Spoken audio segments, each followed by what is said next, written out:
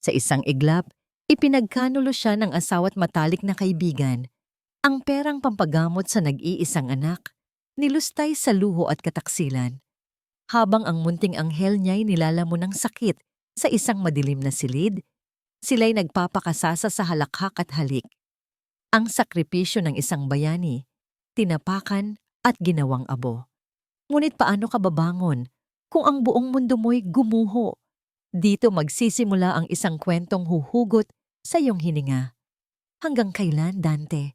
Hanggang kailan tayo magtitiis sa anino ng asawa mong bayani-bayhanan? Ang boses ni Maris ay tila isang pamilyar na himig sa loob ng sarili kong pamamahay.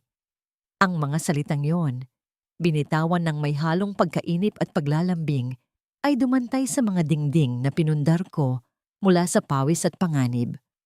Kung naroon lang ako, marahil ay narinig ko ang pagdampi ng kanyang mga daliri sa braso ng asawa ko o ang marahang paghalik na kasunod noon. Konting tiis na lang, Maris. Please, alam mo namang inaayos ko na ang lahat. Sagot ni Dante, ang lalaking pinangakuan ko ng habambuhay. Ang boses niya, na dapat sana'y nagbibigay sa akin ng kapanatagan, ay siya ngayong nagiging punyal na sumasaksak sa aking likuran. Sa sala kung saan dapat nakasabit ang larawan ng aming pamilya, sila ang nakaupo, magkayakap sa isang sofa na binili ko gamit ang aking unang sahod. Isang biglaang pag-ugong mula sa telepono ni Dante ang pumutol sa kanilang paglalambingan. Isang mensahe ang lumitaw sa screen. Ngumiti si Maris. Isang ngangiting hindi ko kailanman nakita sa mga taon ng aming pagkakaibigan. Isang ngiting mapanlait at mapangangkin. Perfect timing. Ayan na ang allowance natin galing sa Marawi. Saktong-sakto para sa down payment ng kondo natin sa Tagaytay. Hindi sumagot si Dante. Isang halik lamang sa buhok ni Maris ang naging tugon niya. Isang halik na sumiselyo sa kanilang kataksilan, gamit ang perang dapat sana'y magdugtong sa buhay ng aming anak. Samantala, libu-libong milya ang layo, ako si Solana, isang sundalo, isang nurse, isang ina. Dito sa Marawi, ang hangin ay may amoy ng pulbura at gamot. Ang bawat araw ay isang pagsugal sa kamatayan. Ang bawat sirena ng ambulansya ay isang paalala sa mga buhay na kailangang iligtas at sa buhay na iniwan ko sa aking pag-alis. Ngunit sa maliit na espasyo sa loob ng aming military tent, mayroon akong isang bintana patungo sa aking paraiso, ang pixelated na imahe sa screen ng aking telepono. Mama, kailan ka uwi? Ang boses ng aking amihan ay mahina, putol-putol, dahil sa mahinang signal at may kasamang marahang pag-ubo. Ang tunog na yon, higit pa sa anumang pagsabog, ang dumudurog sa aking puso. Pinilit kong ngumiti. Pinipigilan ang mga luhang nagbabadyang tumulo. Malapit na, anak. Ipinadala ko na kay Papa ang pera para sa operasyon mo. Magpagaling ka, ha? Pagbalik ni Mama, malakas ka na. Sa kabilang linya, nakita ko ang pagliwanag ng kanyang mga mata. Sa gitna ng kanyang pamumutla, may kislap ng pag-asa. Itinaas niya ang isang papel, isang guhit kamay na larawan. 3 tao, isang babae, isang lalaki, at isang maliit na bata sa gitna. Magkakahawak kamay sa ilalim ng isang puno ng niyog. Kami, ang pamilya namin. Ganda, di ba, Ma? Tayo to, sabi niya, bago biglang may humablot ng telepono sa kanya. Narinig ko ang boses ni Dante. Tama na yan, amihan. Magpahinga ka na. Pagod na ang mama mo. At sa isang iglap, nawala ang koneksyon. Nakatitig ako sa madilim na screen, yakap-yakap ang imahe ng guhit ng aking anak sa aking isipan. Iyon ang aking kalakasan.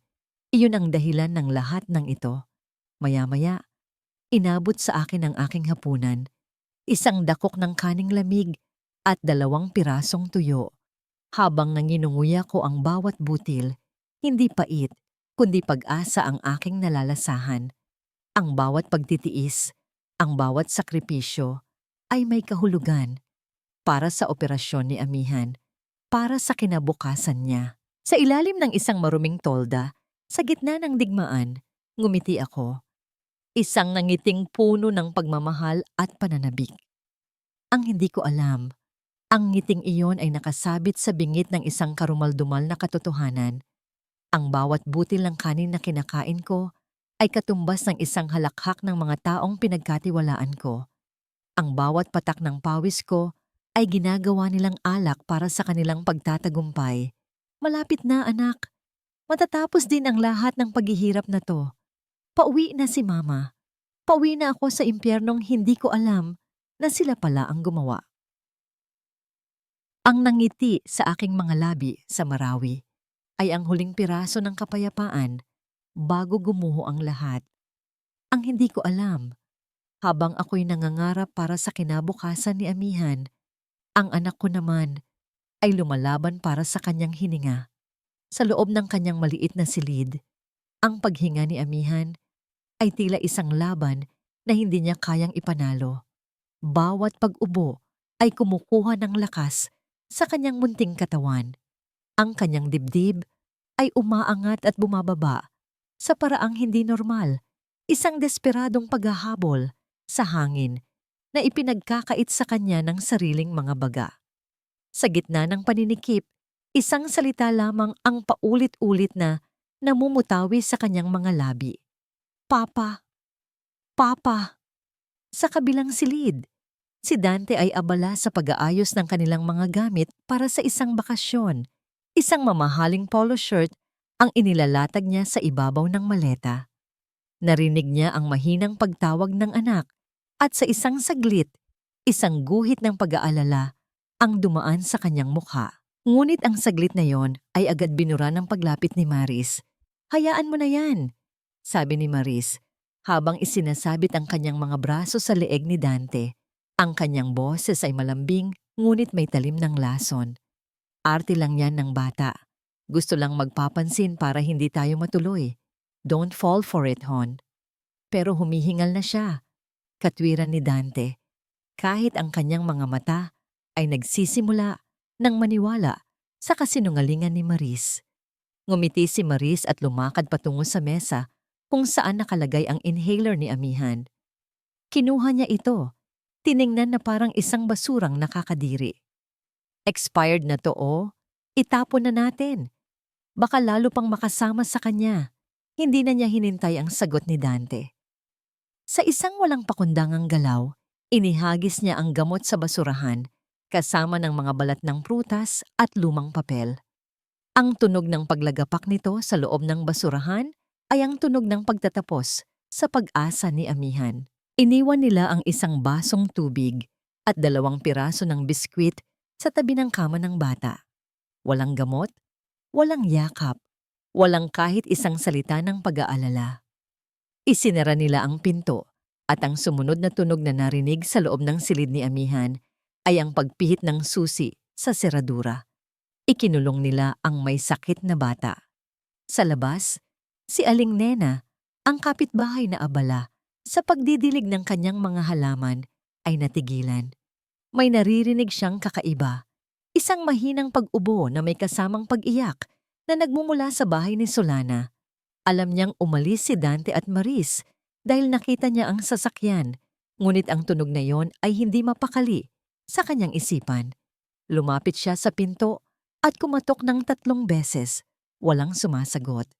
Idinikit niya ang kanyang tainga sa kahoy na pinto at mas narinig niya ng malinaw ang hikbi ng isang bata. Nag-aalala. Umikot siya sa gilid ng bahay. Sinisubukang sumilip sa bintana ng silid ni Amihan. Nakita niya ang isang bagay na nagpatindig ng kanyang mga balahibo. Ang pinto ng silid ay nakakandado mula sa labas. Sa loob, niyakap ni Amihan ang kanyang luma at gusgusing manikang tela, ang huling regalo ng kanyang ina bago ito umalis. Sa gitna ng kanyang hirap sa paghinga, ibinulong niya sa manika ang mga salitang para sana sa akin. Mama, uwi ka na. Hindi na po ako makahinga. Ang mga salitang yon ay hindi kailanman nakarating sa Marawi, ngunit narinig sila ng Diyos at narinig sila ni Aling Nena. Puno ng takot at galit, dali-daling bumalik si Aling Nena sa kanyang bahay, kinuha ang kanyang lumang telepono at nanginginig na pinindot ang numero ng mga kamag-anak ni Solana sa probinsya. Nang may sumagot sa kabilang linya, ang kanyang boses ay basag at halos pabulong. Naku, kailangan ninyong malaman ang nangyayari dito. Ang bata, si Amihan. Isang nakakabinging katahimikan ang bumalot sa bahay na dating puno ng mga pangarap ni Solana. Ang tanging ingay na maririnig ay mula sa telebisyon, kung saan isang reporter ang naguulat ng may pagmamadali sa boses.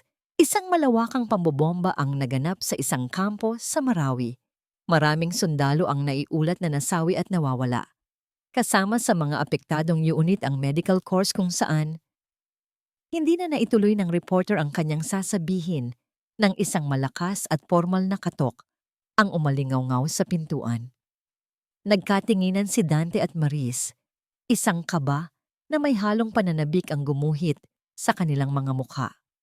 Nang buksan ni Dante ang pinto, isang opisyal ng militar, tuwid ang tayo at seryoso ang mukha, ang tumambad sa kanila. Hawak nito ang kanyang sombrero sa dibdib bilang tanda ng paggalang. Mr. Dante Jimenez, tanong ng opisyal. Ako nga po, sagot ni Dante. Pinipilit na maging malungkot ang kanyang boses. Huminga ng malalim ang opisyal bago binitawan ang mga salitang babago sa lahat. Ikinabibigat po naming ipaalam sa inyo na si Sergeant Solana Jimenez ay missing in action, presumed dead. Isang makapigil hiningang paghagulgol ang pinakawalan ni Dante. Napaluhod siya sa sahig, yumuyugyog ang mga balikat sa isang perpektong pag-arte ng pighati. Agad siyang inalalaya ni Maris na siya ring umiiyak ng mga buwayang luha. Ngunit nang tumalikod ang opisyal para bigyan sila ng espasyo, isang mabilis na sulyap ng tagumpay ang ipinukol ni Dante kay Maris, isang sulyap na nagsasabing, nagawa natin. Mabilis ang mga sumunod na pangyayari. Isang burol ang inihanda. Isang magarang kabaong ang inilagay sa gitna ng sala. Ngunit alam ng dalawang demonyo na ito'y walang laman. Ang mga bulaklak ay mabango at ang mga bisita ay nakikiramay. Ngunit ang lahat ay isang malaking kasinungalingan. Sa isang sulok, nakaupo si Amihan. Yakap-yakap ang kanyang manika. Hindi niya maintindihan kung bakit may isang malaking kahon sa gitna ng kanilang sala at kung bakit sinasabi ng lahat na ang kanyang mama ay hindi na babalik. Walang luhang pumapatak mula sa kanyang mga mata, tanging pagkalito at takot. Napansin ito ni Maris. Lumapit siya sa bata at sa isang pabulong na puno ng galit, sinabi, umiyak ka, ipakita mong nagdadalamhati ka.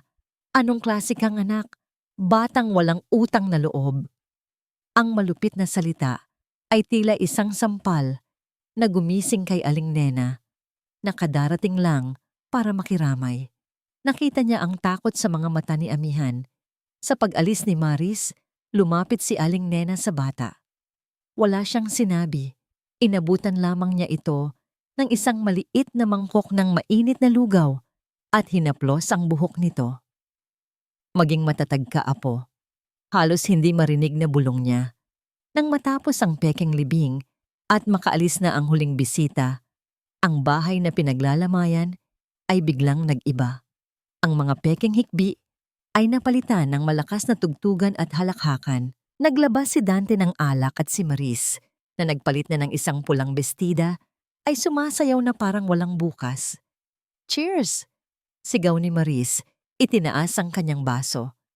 Sa wakas, sa atin na ang lahat. Ako na ang bagong reyna ng bahay na ito.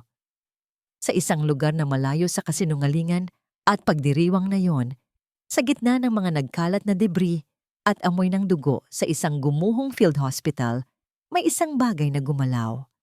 Sa ilalim ng isang pinagtagpi-tagping kumot, isang kamay na puno ng tuyong putik at dugo ang dahan-dahang nagsimulang kumibot. Ang mga daliri nito ay dahan-dahang kumuyom, bumubuo ng isang kamao na puno ng determinasyon. Ito'y kamay ni Solana at siya ay buhay. Ang unang nagbalik sa akin ay hindi ang alaala, kundi ang sakit. Isang matalas na kirot na gumagapang mula sa aking tagiliran paakyat sa aking ulo. Pagkatapos ay ang mga tunog, isang ritmikong pagpipitido ng isang makina sa aking tabi at ang mahinang kaluskos ng mga sapin sa paa sa isang makintab na sahig at ang amoy. Amoy ng betadine at alcohol, isang amoy na kabisado ko bilang isang nurse, ngunit ngayon ay bumabalot sa akin bilang isang pasyente. Dahan-dahan kong iminulat ang aking mga mata. Isang puting kisame ang sumalubong sa akin, malabo at umiikot. Ilang beses akong kumurap hanggang sa isang muka ang unti-unting nabuo sa aking paningin. Isang pamilyar na muka. Rafa? Ang hirap na hirap kong usal. Si Dr. Rafa, isang kasamahan sa medical corps. Ngumiti siya, isang nangiting may halong ginhawa at pagod. "Welcome back, Sergeant Jimenez," sabi niya. Ang kanyang boses ay mahinahon. "Akala namin ay tuluyan ka na naming hindi makikita." Ipinaliwanag niya ang lahat. Natagpuan ako sa ilalim ng mga guho ng aming ospital. Halos hindi na humihinga. Marami ang sumuko na, ngunit siya ang nagpumilit na may pag-asa pa. Dinala nila ako sa isang mas ligtas na pasilidad kung saan ako ginamot sa loob ng ilang linggo habang ako ay walang malay. Ngunit ang mga paliwanag niya ay tila hangin lamang na dumadaan sa aking tainga. Isang tanong lang, ang paulit-ulit na tumatakbo sa aking isipan, isang pangangailangan na mas matindi pa sa sakit na aking nararamdaman. Ang anak ko. Halos hindi lumabas na salita mula sa aking lalamunan. Si Amihan, kailangan kong malaman. Kumusta siya? Nakita ko ang pag-aalinlangan sa mga mata ni Rafa. "Solana, kailangan mo munang magpalakas." "Hindi." Pilit kong ibinangon ang aking sarili, ngunit isang nag-aalab na sakit sa aking tagiliran ang muling nagpabagsak sa akin. "Kailangan kong makausap ang pamilya ko. Please, Rafa, ang anak ko lang." Ang mga sumunod na araw ay isang malabong panaginip ng pagpapagaling. Ang sakit ng katawan ay unti-unting humuhupa, ngunit ito'y napapalitan ng isang mas matinding paghihirap, ang pananabik at pag-aalala para kay Amihan. Walang paraan para makontak sila. Ang communication lines ay sira at ang pangalan ko ay nasa listahan na ng mga nasawi. Para sa mundo, ako ay patay na. Isang araw, habang tinutulungan ako ni Rafa na umupo, nagawa kong masilip ang aking refleksyon sa isang maliit na salamin sa ibabaw ng mesa. Natigilan ako. Isang malalim na pilat ang humahati sa aking kaliwang pisngi. Isang permanenteng mapa ng aking pinagdaanan. Hinawakan ko ito. Hindi ako nakaramdam ng lungkot o panghihinayang. Sa halip, isang apoy ang nag-alab sa aking dibdib. Ang pilat na ito ay hindi tanda ng kahinaan. Ito ang aking resibo. Ito ang patunay na ako ay lumaban at nabuhay. At lalaban akong muli. "Kailangan ko nang umuwi, Rafa." Sabi ko sa kanya. Ang aking boses ay buo na at puno ng determinasyon. Tinulungan niya ako. Bilang isang kasamahan, bilang isang kaibigan. Inayos niya ang aking transportasyon, isang military truck na babalik sa Maynila. Hindi siya nagtanong ng marami. Nakita niya sa aking mga mata ang isang bagay na hindi kayang pigilan ng kahit anong sugat o pilat. Ang biyahe pa uwi ay isang paglalakbay sa impyerno. Bawat kilometro na papalapit sa aking tahanan ay nagpapabilis ng tibok ng aking puso. At nang sa wakas ay marating ko ang aming kalye, isang di pangkaraniwang tanawin ang sumalubong sa akin. Ang aming bahay, na dapat sana'y tahimik at nagluluksa, ay puno ng ilaw at palamuti. Malakas na tugtugan at tawanan ang umaalingaw-ngaw mula sa loob. Anong meron? Bakit may handaan? Naglakad ako, bawat hakbang ay mas mabigat kaysa sa nauna. Huminto ako sa may pintuan na bahagyang nakabukas. Mula roon, nakita ko ang lahat. Mga bisita, mga pagkain, mga lobo. At sa gitna ng lahat, nakatayo ang aking asawa, si Dante, masayang-masaya habang itinaas ang kanyang kopita. Sa tabi niya, suot ang isang puting bestida na kumikinang, ay si Maris, ang aking matalik na kaibigan. Hinawakan ni Dante ang kamay ni Maris at hinalikan ito sa harap ng lahat. Sa gabing ito, sigaw niya, nais kong ipaalam sa inyong lahat na sa wakas, pagkatapos ng mahabang panahon ng kalungkutan, handa na akong buksan muli ang aking puso. Ako at si Maris ay engaged na. Isang masigabong palakpakan ang pumuno sa hangin. Ngunit ang tunog nito ay biglang naputol. Isang bisita malapit sa pinto, ang unang nakakita sa akin. Nanlaki ang kanyang mga mata at nabitawan ang kanyang baso. Ang tunog ng nabasag na salamin ang nagpatigil sa musika. Sunod-sunod na napatingin ang lahat sa direksyon ng pintuan. Ang mga bulungan ay naging katahimikan. Sinundan ni Dante at Maris ang tingin ng lahat. At doon, nakita nila ako. Nakatayo sa may pintuan. Suot ang isang simpleng damit na ipinahiram sa akin. Dala ang isang pilat sa aking mukha. Hindi ako isang asawa. Hindi ako isang kaibigan. Ako ay isang multo na bumangon mula sa libingan. Ang kulay sa mukha ni Dante ay biglang nawala, na tila sinipsip ng lupa. Ang kupitang hawak niya ay dumulas sa kanyang nanginginig na kamay. Ang ngiti sa mga labi ni Maris ay nanigas, bago unti-unting naging isang maskara ng purong lagim at hindi makapaniwalang takot. Ako ay nakauwi na. Ang katahimikan sa sala ay mas mabigat pa sa mga guhong semento ng Marawi na dumagan sa akin noon. Ang mga mata ng bawat bisita ay nakapako sa akin, sa aking gusgusing damit, sa aking magulo at maikling buhok, at sa pilat na humahati sa aking mukha. Para silang nakakita ng isang bangkay na bumangon mula sa hukay. Ngunit wala akong pakialam sa kanila. Wala akong pakialam sa pamumutla ni Dante na tila nakakita ng multo o sa panginginig ng mga kamay ni Maris na hawak pa rin ang kanyang kopita. Isa lang ang hinahanap ng aking mga mata. Isa lang ang isinisigaw ng aking puso. Nasaan ang anak ko? Ang boses ko ay mababa, garalgal, ngunit puno ng panganib. Basag nito ang katahimikan ng kwarto. Walang sumagot. Si Dante ay ibinuka ang kanyang bibig, ngunit walang lumabas na salita. Si Maris ay umatras, nagtatago sa likod ng aking asawa.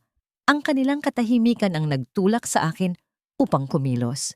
Hindi ko sila pinansin. Nilampasan ko sila na parang hangin at tumakbo ako patungo sa kwarto ni Amihan. Ang bawat hakbang ko ay mabigat, puno ng takot.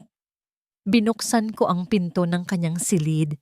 Umaasang makikita ko ang kulay rosas na dingding at ang mga manyika niya. Ngunit tumambad sa akin ang isang silid na puno ng mga kahon ng sapatos at mga bagong damit. Wala na ang kama ni Amihan. Wala na ang kanyang mga drawing sa dingding. Ang kwarto ng aking anak ay ginawa nilang walk-in closet ni Maris. Kumulo ang dugo sa aking ugat. Muli akong lumabas. At sa pagkakataong ito, hindi na ako nagtanong. Hinanap ko siya sa bawat sulok ng bahay. Sa kusina, sa banyo, sa guest room. Wala. Hanggang sa marinig ko ito. Isang mahina at pigil na ubo. Nanggagaling ito sa ilalim ng hagdan. Sa maliit na bodega na imbakan namin ng mga lumang dyaryo at sirang kagamitan. Nanginig ang aking mga tuhod habang papalapit ako sa maliit na pinto. Ang seradura ay nakakandado mula sa labas. Sa sobrang galit, kumuha ako ng isang mabigat na palamuti mula sa estante at walang pag-aatubiling pinalo ang kandado hanggang sa ito ay masira. Ang tunog ng bakal na humampas sa kahoy ay umalingaw-ngaw sa buong bahay, nagpatigil sa paghinga ng lahat ng nanonood. Binuksan ko ang pinto. Ang amoy ng luma, amag at ihi ang sumalubong sa akin. Madilim sa loob. Tanging ang liwanag mula sa pasilyo ang tumatanglaw. At doon, sa isang sulok, nakaupo sa ibabaw ng manipis na banig, ay isang maliit na bulto. Amihan, tawag ko. Ang boses ko ay nabasag sa gitna. Dahan-dahang iniangat ng bata ang kanyang ulo. Ang kanyang mga mata ay malalaki at lubog. Ang kanyang pisngi ay humpak. Ang kanyang balat ay naninilaw at puno ng mga pantal. Niyayakap niya ang kanyang sarili, nanginginig sa takot at lamig. "Mama," bulong niya. Ang boses niya ay parang hangin na lamang. "Patay na po ba ako? Kasama na po ba kita sa langit?" Bumigay ang aking mga tuhod at napaluhod ako sa maruming sahig. Hinila ko siya palapit sa akin, niyakap ng mahigpit na mahigpit. Naramdaman ko ang bawat buto sa kanyang likuran. Ang init ng kanyang lagnat ay tumagos sa aking damit. Ang anak ko, ang munting anghel na iniwan kong malusog at masigla, ay ginawa nilang isang basahan. "Hindi anak, buhay si mama. Buhay tayo." Humahagulgol kong sagot habang hinahalikan ang kanyang noo na puno ng pawis at dumi. Hinawakan ni Amihan ang aking mukha. Ang maliliit at magagaspang niyang daliri ay dumapo sa aking pilat. Hindi siya natakot. Sa halip, ngumiti siya ng mahina. Tila nakita niya ang pinakamagandang bagay sa mundo. "Ang tagal mo, Mama," sabi ni Tita Maris. "Hindi ka na daw babalik." Sabi ni Papa, "Wala na daw tayong pera." Ang bawat salita niya ay parang latigo sa aking kaluluwa at gasolina sa aking puot. Binuhat ko siya. Magaan. Sobrang gaan niya para sa kanyang edad. Tumayo ako bitbit ang aking mundo sa aking mga bisig. Lumabas ako ng bodega at hinarap ang mga demonyo sa aking sala. Nakatayo pa rin sila doon. Si Dante at Maris. Pinapanood kami. Ang mga bisita ay nagbubulungan, ang iba ay umiiyak sa awa nang makita ang kalagayan ni Amihan. Si Aling Nena ay nasa isang gilid, nakatakip ang bibig, luhaan.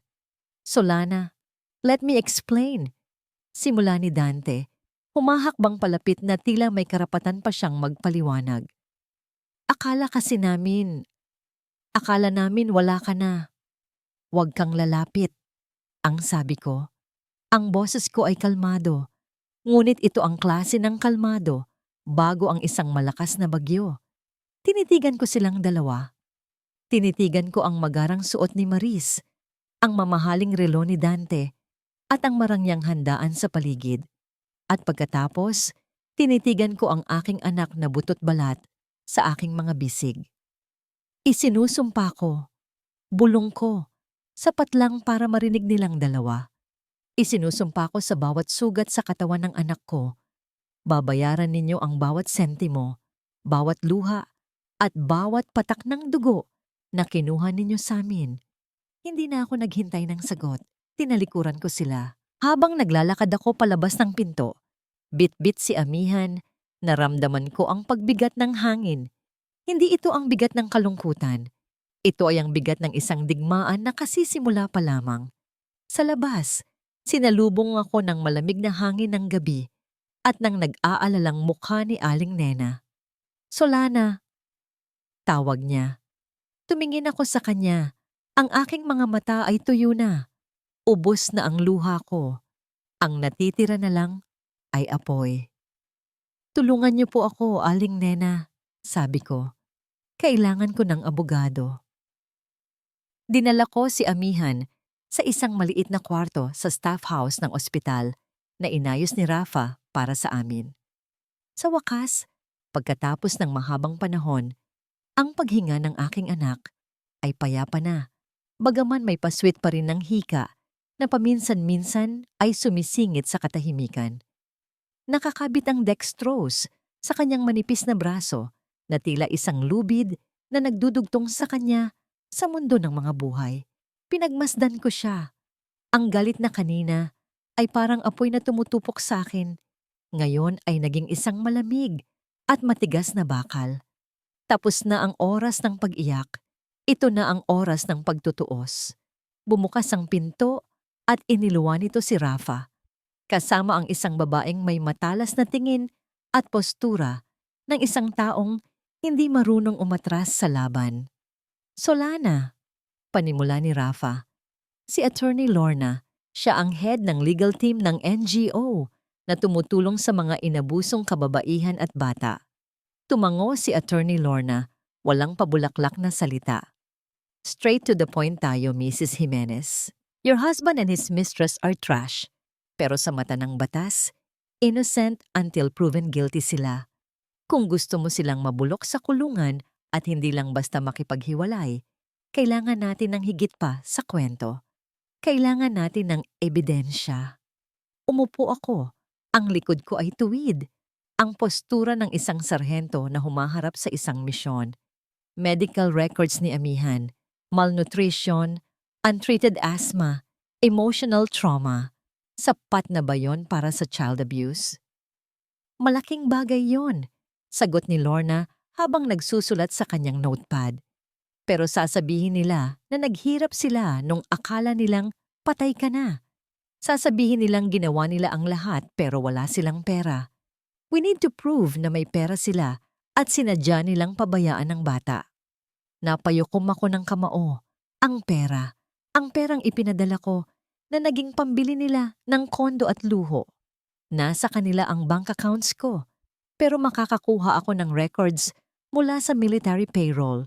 Good. Pero may isa pa tayong alas na pwedeng gamitin. Dagdag ni Lorna, ang kanyang mga mata ay naniningkit.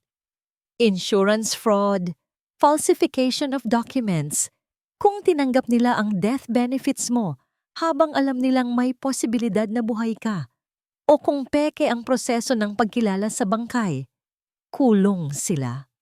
Sa gitna ng aming pag-uusap, isang mahinang katok ang narinig. Nang buksan ni Rafa ang pinto, tumambad si Aling Nena. Dala niya ay isang plastic na container ng sopas at isang lumang cellphone na tila dekada na ang tanda. Solana, Iha, bati niya. Ang boses ay nanginginig sa hiya at galit. Nabalitaan ko na nandito kayo. Dinalhan ko ng sopas ang bata. Salamat po, Aling Nena. Sagot ko. Pumasok ang matanda, ngunit hindi siya umupo. Nanatili siyang nakatayo. Nilalaro ang cellphone sa kanyang mga kamay. May gusto sana akong ibigay. Alam kong tsismosa ako sa tingin ng iba. Pero nung mga panahong wala ka, ito lang ang nagawa ko. Inilapag niya ang cellphone sa mesa. Mahilig silang mag-away at magsigawan ni Maris sa terrace kapag lasing sila. Kwento ni Aling Nena. Akala nila walang nakakarinig. Pero manipis ang pader natin, Solana.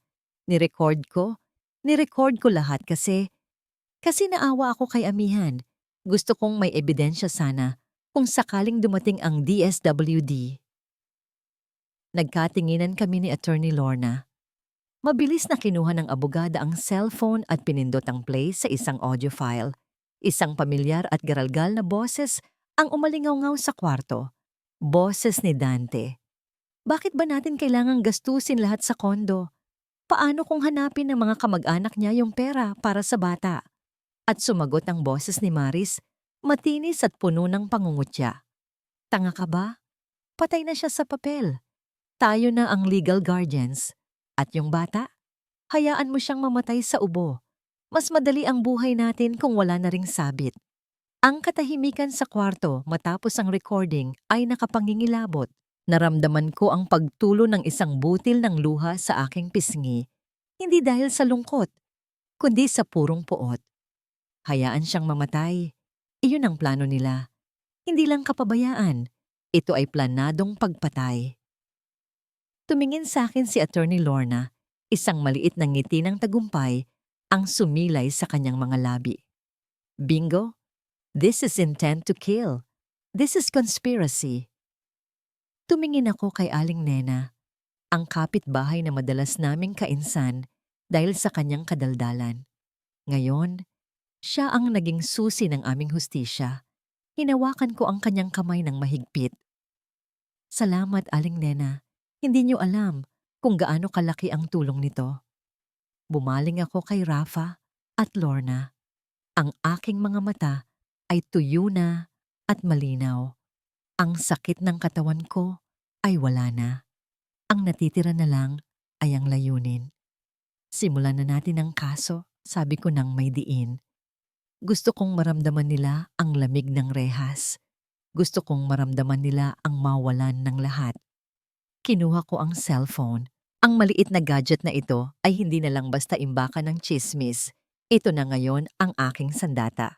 At ang digmaan ay magsisimula na ngayon. Hindi ako nagsuot ng aking uniforme militar. Sa araw na ito, ang laban ko ay wala sa larangan ng digmaan, kundi sa sementadong gubat ng batas. Nagsuot ako ng isang simpleng blusa at pantalon, malinis at plansado. Tiningnan ko ang aking sarili sa salamin. Ang pilat sa aking muka ay naroon pa rin, mapula at bago. Pero hindi ko ito tinakpan ng makeup. Hahayaan ko silang makita ito. Hahayaan ko silang makita ang mukha ng babaeng tinangka nilang burahin. Handa ka na? Tanong ni Attorney Lorna sa akin. Nasa labas na kami ng aming dating bahay. Ang bahay na binabayaran ko ng dugo at pawis, na ngayon ay pugad ng mga ahas. Kasama namin ang 2 pulis at isang kinatawan mula sa barangay. Matagal na akong handa, attorney. Sagot ko nang walang pag-aalinlangan. Pinindot ng pulis ang doorbell. Ilang sandali lang, bumukas ang gate. Si Dante ang lumabas. Malaki ang ipinagbago niya sa loob lamang ng ilang araw. Gusgusin ang kanyang damit. Malalim ang mga mata at tila hindi nakatulog. Nang makita niya ako, isang kislap ng pag-asa o marahil ay desperasyon ang dumaan sa kanyang mukha. Solana, tawag niya. Akmang lalapit para hawakan ako. Salamat sa Diyos at bumalik ka. Pwede ba tayong mag-usap? Asawa mo pa rin ako. Pwede nating ayusin to. Umatras ako. Hindi dahil sa takot, kundi dahil sa pandidiri. Ang kamay na dating nagbibigay sa akin ng init ay tila ngayon isang maruming bagay na ayaw kong dumapo sa aking balat. Huwag mo akong hawakan, madiin kong sabi. Ang boses ko ay mababa, pero matalim. Bago pa makasagot si Dante, sumungaw si Maris mula sa pinto. Anong gulo ito? Bakit may mga pulis? Ang boses niya ay matinis, puno ng arogansya na pilit tinatakpan ng kanyang kaba. You can't just barge in here. Private property ito. Humakbang paharap si Attorney Lorna. Dala ang awtoridad na nagpatahimik sa paligid. Inabot niya ang isang makapal na folder kay Dante. Mr. Dante Jimenez at Miss Maris Cruz, panimula ng abogada sa tono ng isang huwes. Iyan ay kopya ng Temporary Protection Order na inisyu ng korte ngayong umaga. Ipinagbabawal ng batas na lumapit kayo ng kahit 500 metro kay Mrs. Solana Jimenez at sa anak niyang si Amihan. Namutla si Maris. TPO? Are you crazy? Bahay namin to. Siya ang umalis. Correction, Miss Cruz. Sagot ni Lorna ng may ngiting sarkastiko. Bahay ito na nakapangalan sa ina ni Mrs. Jimenez na ngayon ay subject ng isang civil suit para sa recovery of possession. Pero hindi lang yan ang problema nyo. Senyas ni Lorna at inabot ng pulis ang isa pang dokumento. Sinampahan na rin kayo ng kasong violation of RA 7-610 o child abuse dahil sa kapabayaan at psychological trauma na dinanas ni Amihan. At higit sa lahat, tumigil sandali si Lorna para damhin ang epekto ng susunod niyang sasabihin. Qualified theft at estafa dahil sa paglustay ng pondo na nakalaan para sa medical needs ng bata at falsification of public documents para sa pekeng death certificate. Parang binuhusan ng malamig na tubig si Dante. Ang mga tuhod niya ay nanginig at napahawak siya sa gate para hindi matumba. Ang salitang kulong ay hindi binanggit, pero ito ay nakasulat sa hangin sa pagitan namin. Solana. Garalgal na sambit ni Dante, ang luha ay nagsisimulang mamuo sa kanyang mga mata. Mga luhang alam kong para lang sa sarili niya. Huwag naman ganito. Pamilya tayo. Napatawad na kita sa pagkawala mo. Patawarin mo rin ako. Nagkamali lang ako. Tinitigan ko siya. Hinahanap ko sa puso ko ang kahit katiting na pagmamahal na dati umaapaw para sa lalaking ito. Pero wala akong makita kundi abo. Wala ng galit, wala ng awa. Wala na. Ang pamilya, hindi iniiwan ng anak para mamatay, Dante. Sagot ko. Ang tingin ko ay diretso sa kanyang kaluluwa. At tungkol sa pera, i-enjoy nyo na ang mga huling araw nyo sa labas. Dahil kapag lumabas na ang warrant of arrest, sisiguraduhin kong sa selda na kayo magpapasko. Tara na, attorney. Sabi ko, tumalikod na. Wait! Solana! Sigaw ni Maris na ngayon ay nawalan na ng poise. Hindi mo pwedeng gawin to. Buntis ako. Buntis ako sa anak ni Dante. Natigilan ako. Ito ang barahang inaasahan kong gagamitin niya. Lumingon ako. Isang maliit na ngiti ang sumilay sa aking mga labi. Isang ngayon ang ngiti na puno ng awa para sa batang, kung totoo man, ay magkakaroon ng inang tulad niya. Kung totoo yan, Maris, sagot ko ng mahinahon, mas lalo mong kailangang maghanda dahil mahirap manganak sa loob ng kulungan at huwag kang mag-alala, hindi ko kukunin ang sustento ng magiging anak mo dahil wala namang maibibigay si Dante. Ako ang may-ari ng lahat.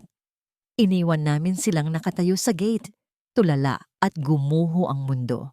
Sa paglakad ko palayo, naramdaman ko ang paggaan ng aking dibdib. Ang bigat na dinala ko mula Marawi hanggang Maynila ay unti-unting nawawala. Ito pa lang ang unang hakbang. At hindi ako titigil hanggat hindi natatapos ang laban. Sa isang sulok ng aming pansamantalang tuluyan sa staff house, nakalagay ang isang bagay na halos hindi napapansin. Isang lumang baul na gawa sa kahoy na narra. Ito ang nag-iisang kagamitan na ipinilit kong bitbitin palabas ng aming bahay noong araw na kunin ko si Amihan. Tandang-tanda ko pa kung paano ito laging kinamumuhian ni Dante. Basura, ang tawag niya dito. Pampasikip lang yan sa bahay. Amoy luma, amoy patay. Ilang beses niyang tinangkang itapon ito o ibenta sa magbobote, ngunit lagi ko siyang pinipigilan. Para sa kanya, ito ay tambakan ng mga lumang damit ng kanyang yumaong ina, si Nanay Corazon. Pero para sa akin, ito ay alaala ng babaeng nag-iisang tumanggap sa akin ng buong puso noong una akong pumasok sa kanilang pamilya. Habang natutulog si Amihan, nang mahimbing sa kabilang kama, sinimulan kong buksan ang baul. Ang amoy ng alkampor at lumang kahoy ay agad na kumawala. Isang amoy na nagdala sa akin pabalik sa mga hapong nagkwekwentuhan kami ni Nanay Corazon habang nagtutupi ng damit. Isa-isa kong inilabas ang mga gamit, mga lumang barot saya, mga puting panyo na may borda, at mga album ng litrato. Sa ilalim ng patong-patong na tela, naramdaman ng aking kamay ang isang matigas na bagay na nakatahi sa lining ng baul. Kumabog ang aking dibdib. Kumuha ako ng maliit na gunting at maingat na tinastas ang tahi. Mula sa loob, nahugot ko ang isang makapal na sobrang kulay kayumanggi na balot. Nabalot sa plastik para hindi mabasa o anin. Sa ibabaw ng sobre, nakasulat ang aking pangalan sa pamilyar na penmanship ni Nanay Corazon para kay Solana at sa aking apo. Nanginginig ang aking mga kamay habang binubuksan ko ito. Sa loob, may dalawang bagay. Isang bank passbook at isang sulat. Una kong binuksan ang passbook. Nanlaki ang aking mga mata at napahawak ako sa aking bibig upang pigilan ang isang gulat na hikbi. Ang laman nito ay hindi barya. Ito ay halagang sapat hindi lang para sa gamutan ni Amihan, kundi sapat para makapagsimula kami ng isang bagong buhay at sobra pa para makapagtayo ng isang negosyo. Bakit? Paano nagkaroon ng ganito kalaking pera si Nanay? Binuksan ko ang sulat. Ang papel ay naninilaw na. Tanda na matagal na itong isinulat bago pa man siya namatay. Mahal kong Solana, kung binabasa mo ito, marahil ay wala na ako. At marahil dumating na ang araw na kinatatakutan ko. Ang araw na binigukan ng aking anak na si Dante. Huwag kang magagalit sa sasabihin ko, anak. Mahal ko si Dante, pero kilala ko siya. Mahina ang kanyang loob at madaling masilaw sa kinang ng iba. Nakikita ko kung paano tumingin si Maris sa kanya at kung paano siya tumingin pabalik kapag akala nila ay tulog na ako. Nakikita ko ang ahas na nag-aabang ng tamang panahon para tumuklaw. Ang perang ito ay galing sa pagbebenta ko ng lupa sa probinsya na hindi ko ipinaalam kay Dante. Alam kong lulustayin lang niya ito sa mga proyektong walang patutunguhan o sa mga luho. Inipon ko ito para kay Amihan at para sa iyo. Ikaw ang tunay na haligi ng tahanang ito, Solana, hindi ang anak ko. Kaya sa iyo ko ipinagkakatiwala ang kinabukasan ng apo ko. Gamitin mo ito para maging malaya. Huwag kang matakot na iwan siya kung hindi ka na niya pinapahalagahan. Nagmamahal, Nanay Corazon. Bumagsak ang mga luha ko sa papel, binabasa ang tinta ng kanyang mga huling habilin. Napaupo ako sa sahig, yakap-yakap ang sulat at ang passbook. Buong akala ko ay mag-isa lang akong lumalaban. Buong akala ko ay wala akong kakampi sa pamilyang iyon. Pero mali ako. Si Nanay Corazon, sa kanyang tahimik na paraan, ay gumawa ng paraan para protektahan kami. Kahit mula sa kabilang buhay, ang basura na gustong itapon ni Dante ay siya palang naglalaman ng aming kaligtasan. Bumukas ang pinto at pumasok si Rafa. May dalang prutas. Natigilan siya nang makita akong nakalupasay sa sahig at umiiyak. Agad siyang lumapit. Ang mukha ay puno ng pag-aalala. Solana, anong nangyari? May masakit ba? Umiling ako. At sa kauna-unahang pagkakataon, mula nang umuwi ako, ang mga luha ko ay hindi luha ng sakit o galit. Inabot ko sa kanya ang passbook. Tiningnan niya ito at nanlaki rin ang kanyang mga mata. Tumingin siya sa akin at unti-unting sumilay ang isang nangiti sa kanyang mga labi. Ito na yon, Solana, mahinang sabi ni Rafa. Ito na ang laya niyo. Tumango ako. Pinapahid ang aking mga luha. Tumayo ako. Hawak ng mahigpit ang pamana ni Nanay Corazon. Akala ni Dante at Maris ay nakuha na nila ang lahat. Ang bahay, ang pera, ang magandang buhay. Pero ang hindi nila alam, ang tunay na yaman ay nasa ilalim lang ng kanilang mga ilong. Sa loob ng baul na tinawag nilang basura. At ngayon, gamit ang yaman na ito, hindi lang ako basta magdedemanda. Dudurugin ko sila. Ang desperasyon ay parang isang mabangis na hayop na nakakawala sa hawla. Wala itong pinipiling oras, walang kinikilalang batas, at handang manakit ng kahit sino para lang makaligtas. Ilang araw, matapos matanggap ni Dante at Maris ang mga subpoena at protection order, naging tahimik ang mundo. Isang katahimikan na nakakabahala. Akala ko ay natakot na sila sa batas o baka naghahanda na ng kanilang depensa. Pero mali ako. Ang katahimikan pala ay hudyat ng isang marahas na bagyo. Nang hapong yon, nagpasya kaming lumabas ni Amihan mula sa staff house para pumunta sa butika. Hawak ko ang kanyang kamay, mahigpit, habang naglalakad kami sa bangketa. Masigla na siya. May kulay na ang kanyang mga pisngi at panay ang turo sa mga tindahan ng tinapay. Mama, gusto ko po ng ensaymada, malambing niyang sabi. Sige anak, pagkatapos nating bumili ng vitamins, bibili tayo ng... Hindi ko na natapos ang sasabihin ko. Isang itim na sasakyan ang biglang humarurot at pumarada nang pahalang sa aming daraanan.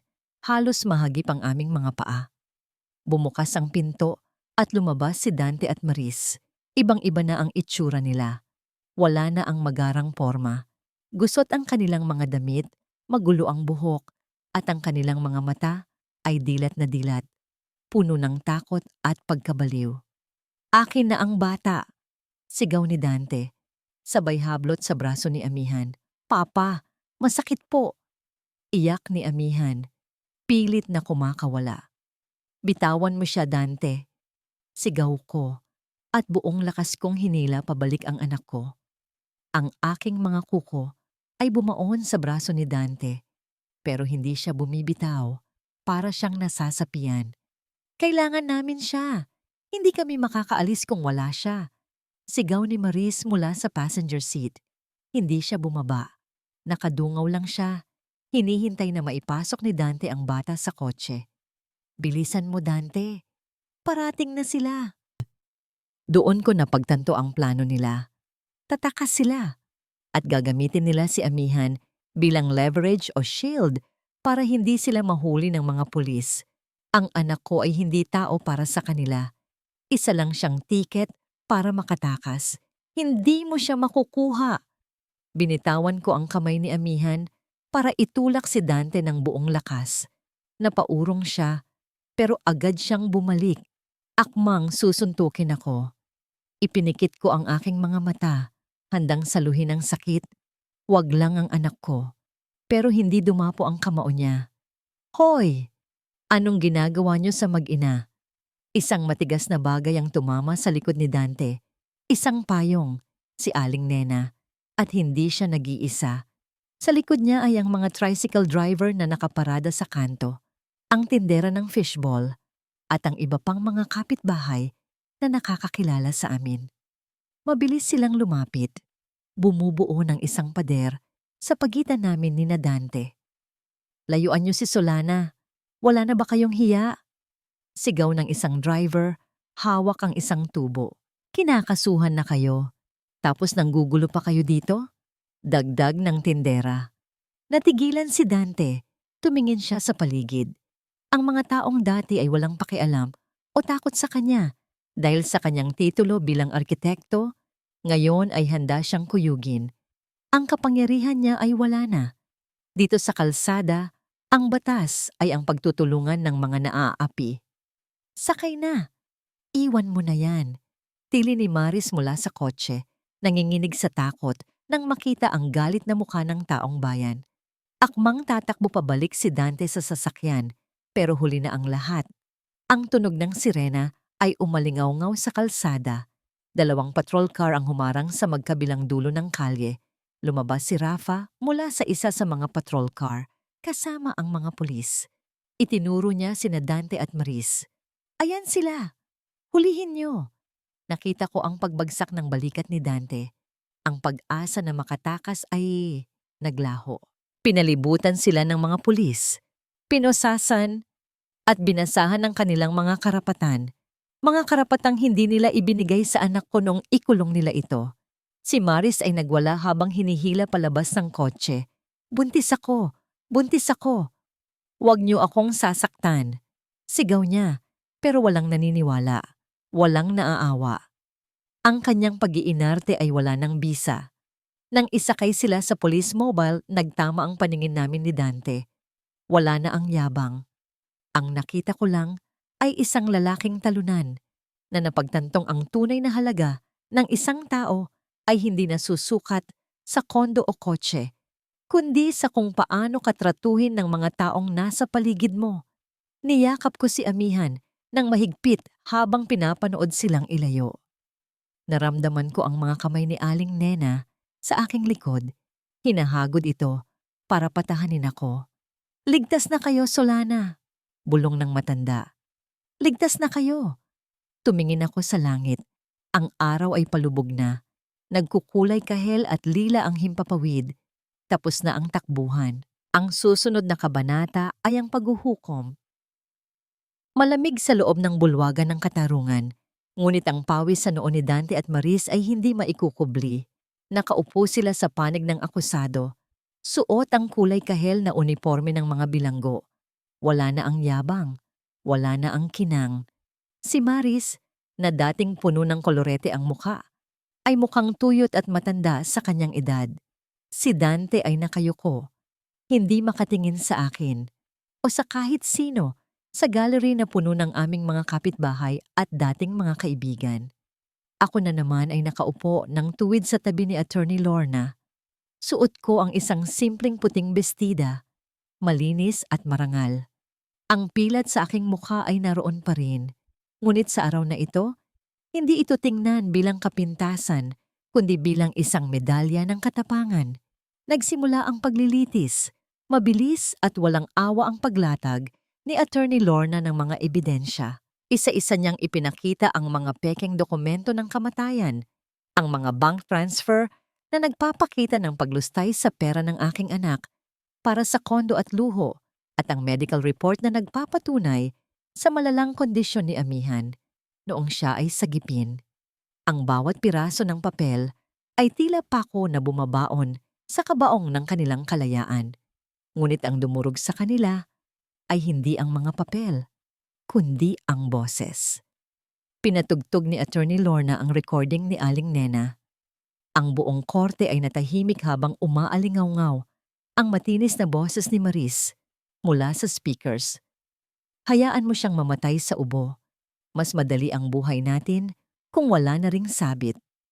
Ang mga tao sa gallery ay napasinghap. Ang hukom, isang matandang babae na may matalas na tingin, ay napailing sa disgusto.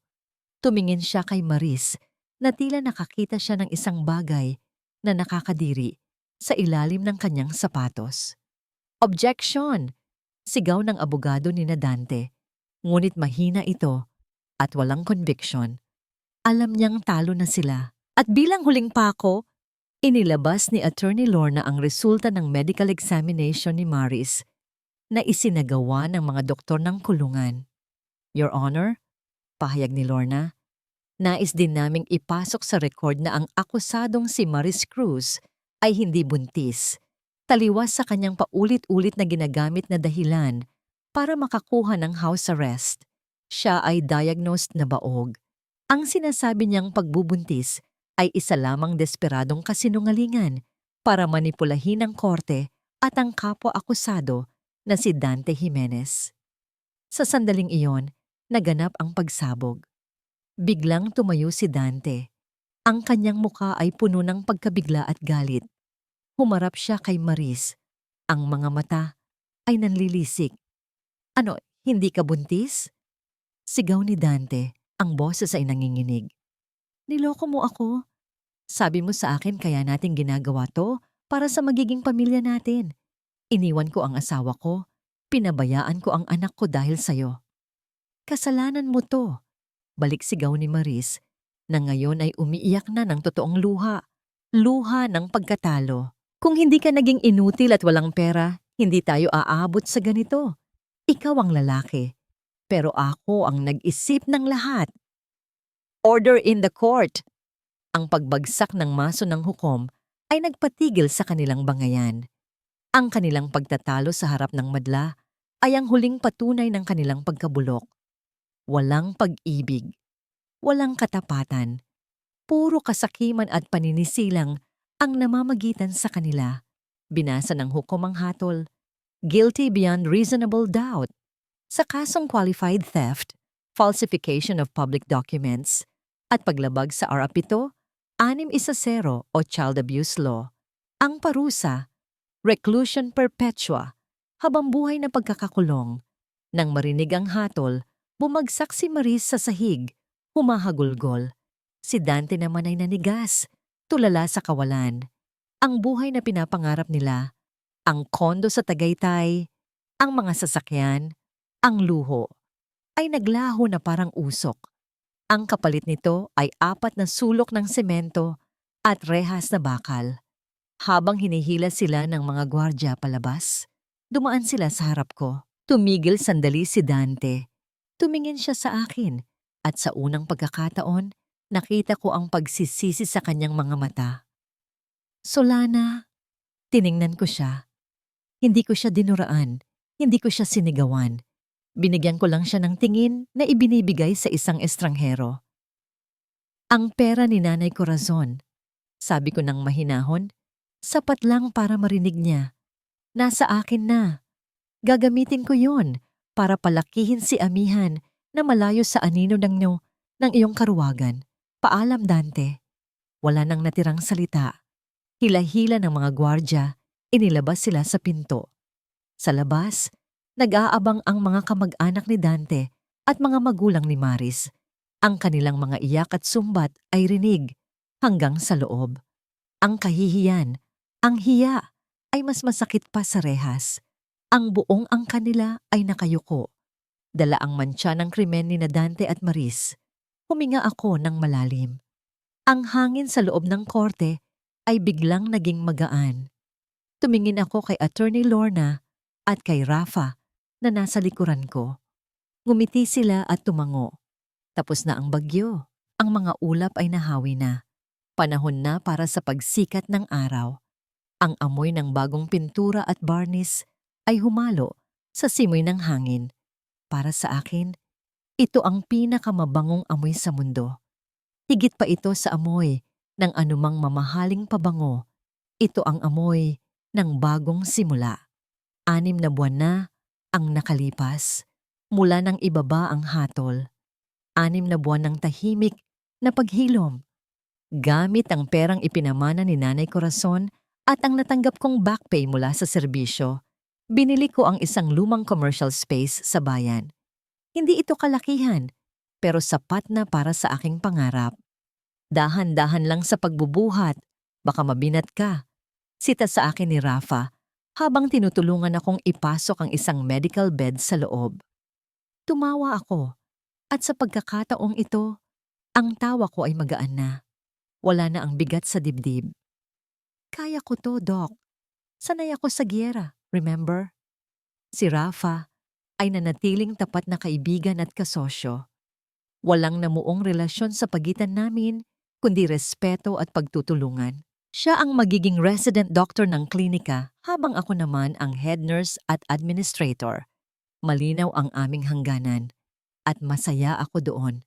Natutunan ko na hindi ko kailangan ng lalaki para makumpleto ako. Ang kailangan ko ay mga kaibigang totoo na susuporta sa aking pagbangon. Sa isang sulok ng silid, nakaupo si Amihan. May hawak siyang paintbrush at masayang nagpipinta ng mga bulaklak sa ibabang bahagi ng pader. Medyo mataba na siya ngayon at bumalik na ang kulay rosas sa kanyang mga pisngi. Ang hika niya ay kontrolado na. Salamat sa tamang gamutan at pag-aalaga. Ma, tingnan mo. Ang ganda ng flower. Tawag niya sa akin. Lumapit ako at hinaplos ang kanyang buhok. Napakaganda, anak. Ikaw ang artist ng klinika natin. Ngumiti siya, pero saglit lang. Nakita ko ang pagdaan ng isang anino sa kanyang mga mata nang biglang kumulog sa labas. Napabitaw siya sa paintbrush at dali-daling yumakap sa aking binti. Nanginginig siya. Alam ko ang ibig sabihin nito. Ang mga sugat sa katawan ay madaling gamutin, pero ang sugat sa isipan ay matagal maghilom. Ang dilim at ang mga saradong pinto ay nagpapaalala pa rin sa kanya sa bodega sa ilalim ng hagdan. Lumuhod ako para magkapantay kami. Shh! Nandito si Mama. Ligtas ka na. Walang magkukulong sa'yo dito. Tingnan mo, ang daming bintana. 'Di ba? Maliwanag dito. Unti-unting kumalma si Amihan. Ang pagtitiwala ay babalik, unti-unti, araw-araw. At handa akong maghintay. Handa akong maging ilaw niya hanggang sa kaya na niyang harapin ang dilim ng mag-isa. Nang matapos ang pag-aayos, lumabas kami para tingnan ang signboard na kakatapos lang ikabit. Simple lang ito, gawa sa kahoy at bakal. Pero ang pangalang nakaukit dito ay puno ng kahulugan. Klinika Corazon, libreng gamutan para sa pamilya ng sundalo. Bakit Corazon? Tanong ni Rafa. Bagaman alam kong alam na niya ang sagot. Dahil sa kanya nanggaling ang lahat ng ito? Sagot ko. Nakatingin sa pangalan ng aking biyenan. At dahil puso ang ibig sabihin nito, ito ang magiging puso ng aming bagong buhay. Isang lugar kung saan ang pagmamahal ay nagpapagaling, hindi nananakit. Ang pera na dating naging ugat ng kasamaan ni Dante at Maris ay naging binhi ng kabutihan. Hindi ko ito ginamit para maghiganti o magpakasasa sa luho. Ginamit ko ito para ibalik sa komunidad ang kabutihang ipinakita nila sa akin noong ako'y lugmok. Dumating si Aling Nena at ang iba pang mga kapitbahay. May dala silang pansit at puto para sa munting salo-salo. Sila ang aking bagong pamilya, hindi kadugo, pero kadamay. Habang pinapanood ko si Amihan, na tumatawa kasama ang ibang mga bata. Naramdaman ko ang isang kapayapaan na matagal ko nang hindi naramdaman. Ang pilat sa aking mukha ay kumirot ng bahagya sa lamig ng hangin. Isang paalala ng nakaraan. Hinawakan ko ito at napangiti. Dati, ang tingin ko sa pilat na ito ay tanda ng pagkasira. Ngayon, alam ko na kung ano talaga ito. Ito ay ang bitak kung saan pumapasok ang liwanag.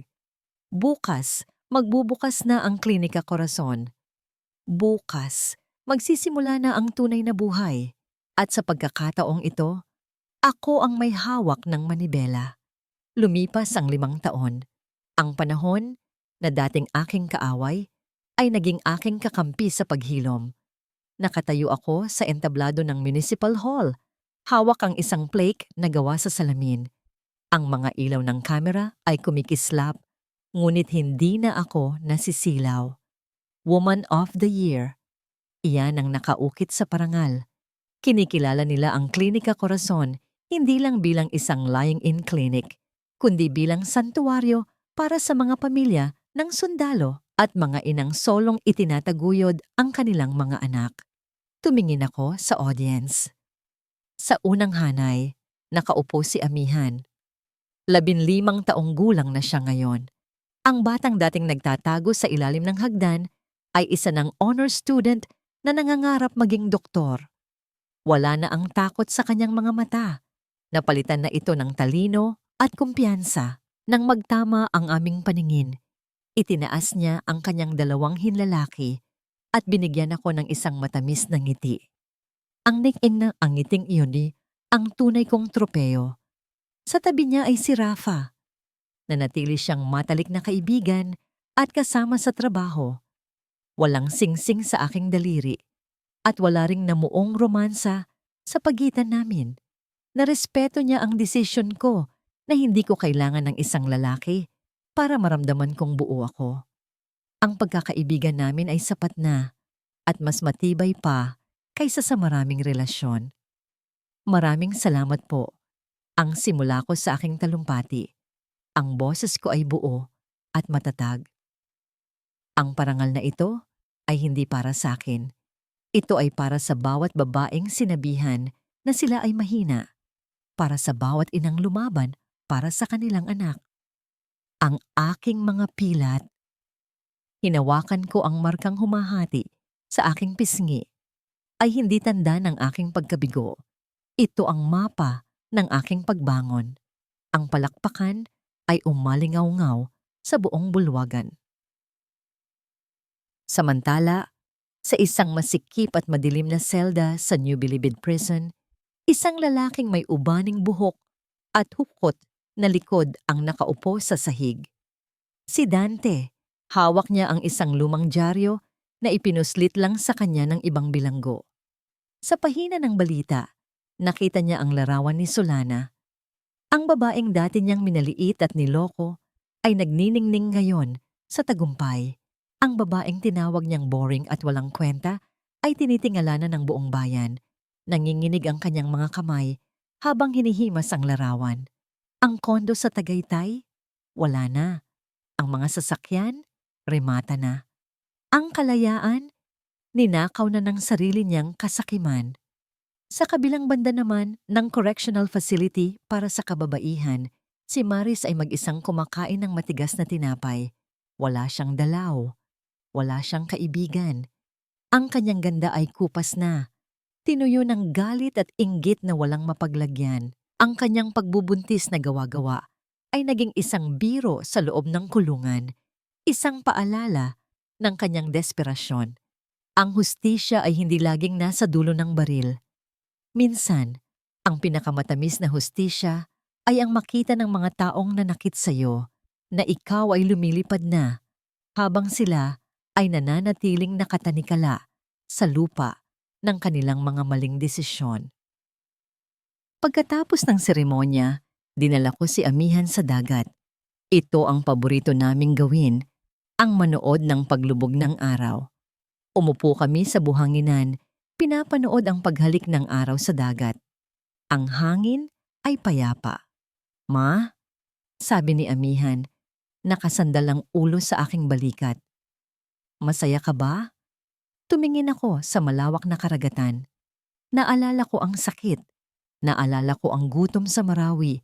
Naalala ko ang lamig ng pagtataksil. Pero higit sa lahat, naalala ko kung paano ako bumangon. May sarili akong negosyo. Napalaki ko ng maayos ang anak ko.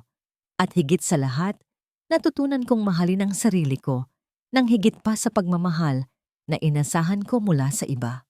Oo, anak, sagot ko. At sa pagkakataong ito, wala nang halong pagpapanggap. Masayang masaya ako. Hindi dahil perpekto ang buhay, kundi dahil akin ito. Ako ang gumawa nito. Huminga ako ng malalim. Nilalanghap ang hangin ng kalayaan. Ang kwento ko ay hindi kwento ng isang prinsesang sinagip ng prinsipe. Ito ay kwento ng isang reyna na itinayo ang kanyang sariling kastilyo mula sa mga batong ibinato sa kanya. Ako si Solana. At ito ang aking tagumpay. Triya. At diyan nagtatapos ang kwento ng isang babaeng minsan ay nadurog. Ngunit piniling buuin ang sarili, hindi para sa iba, kundi para sa kanyang sarili at sa kanyang anak. Sa inyong lahat na sumabay sa bawat paghinga, pagluha at pagbangon ni Solana hanggang sa huling sandali, taos puso akong nagpapasalamat.